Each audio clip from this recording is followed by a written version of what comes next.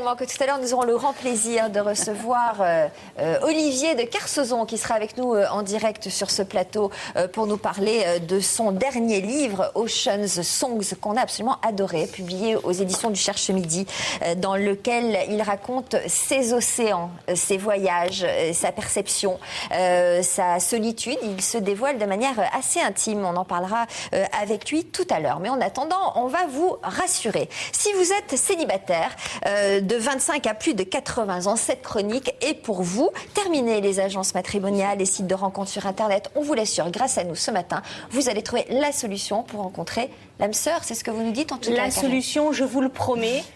Vous êtes célibataire. Les soirées du dimanche soir vous dépriment. Quand on est célibataire, qui est célibataire autour de cette table? De toute façon, il n'y a pas besoin d'être célibataire. Il n'y a pas besoin de célibataire pour être déprimé par les soirées du dimanche soir. Hein. Je suis déprimée en couple, justement. Le dimanche soir. Alors, les soirées du dimanche soir vous dépriment, mais vous aimez les pâtes.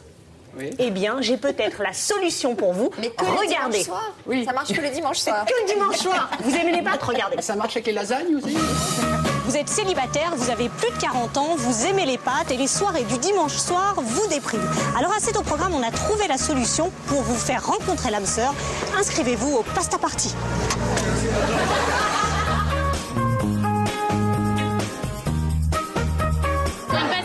C'est un dîner qui permet à des célibataires de se rencontrer le dimanche soir dans la bonne humeur comme on peut l'entendre.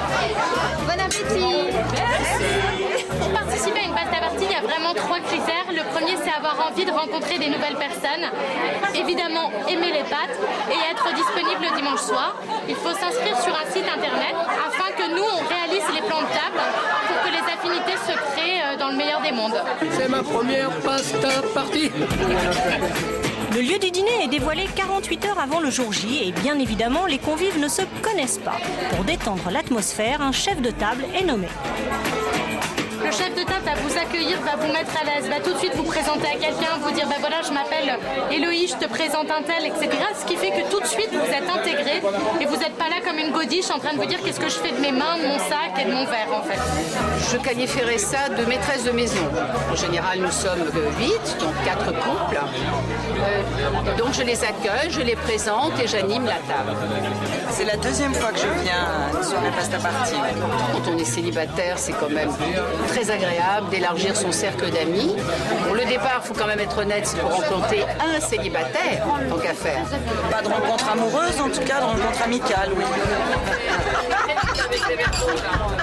Les femmes ont beaucoup plus de facilité à venir parce que les femmes aiment bien la convivialité organisée alors que les hommes aiment mieux organiser par eux-mêmes et viennent moins volontiers dans ce genre d'événements que les femmes.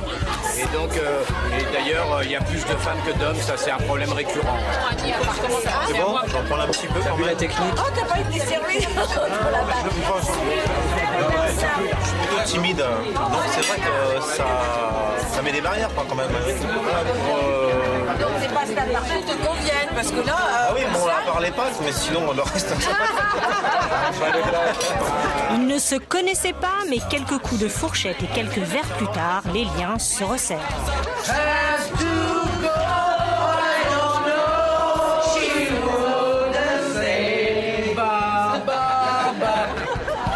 Comment s'est passée la soirée? Alors notre table était hyper sympathique, ça manquait un petit peu d'hommes, mais ceux qui étaient là étaient de valeur et de qualité. Formidable. Oui, très bien, c'était sympathique. C'était très agréable, voilà. Rencontre amicale ou... Oui, ah non.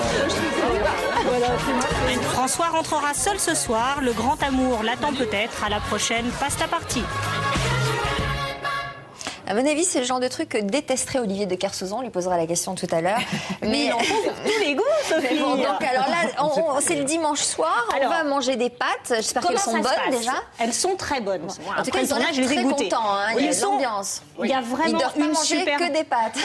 Le vin est à volonté. Ça se voit. Tu m'étonnes que tu te rends compte du bon mot. Non, alors je vous explique. Si vraiment vous voulez assister à une pasta party, si vous êtes célibataire, ces soirées sont pour vous. Comment ça se passe? vous vous inscrivez sur un site internet. Toutes les coordonnées sont sur le site internet de France 2. Donc vous rentrez votre âge et vous vous inscrivez. Et ensuite, vous avez une cotisation parce que le restaurant, il faut le payer. À Paris, c'est 40 €. Ça a lieu dans toute la France. En province, c'est 35 €. Donc vous payez votre cotisation sur le site internet. Et ensuite, 48 heures avant, donc le dimanche soir, le vendredi, vous avez le lieu, l'adresse où va se passer la pasta party. Seulement 48 heures ou 24 heures avant. Il y a un énorme suspense. Il y a des suspens.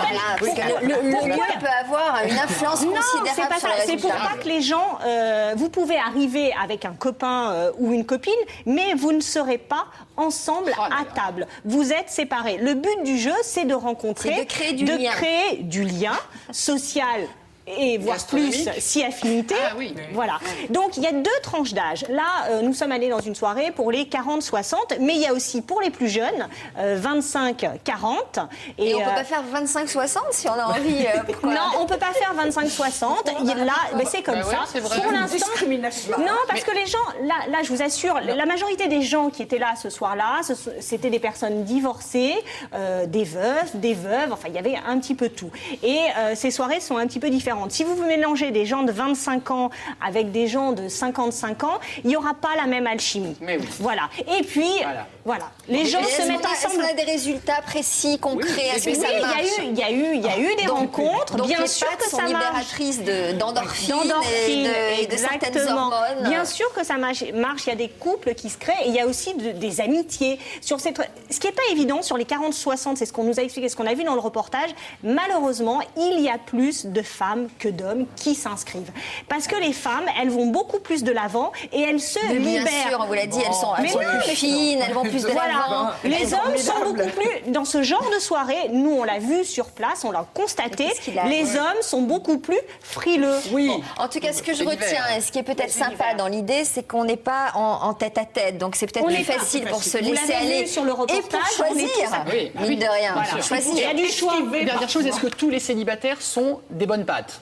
Il y avait longtemps. Bon, écoutez, on va rester sur cette intervention remarquable. Sophie, toutes les infos sont sur le site internet de France 2 et ça vaut le coup. Vous êtes célibataire, allez-y. Vraiment, moi j'ai passé une très bonne soirée, même si je suis plus célibataire.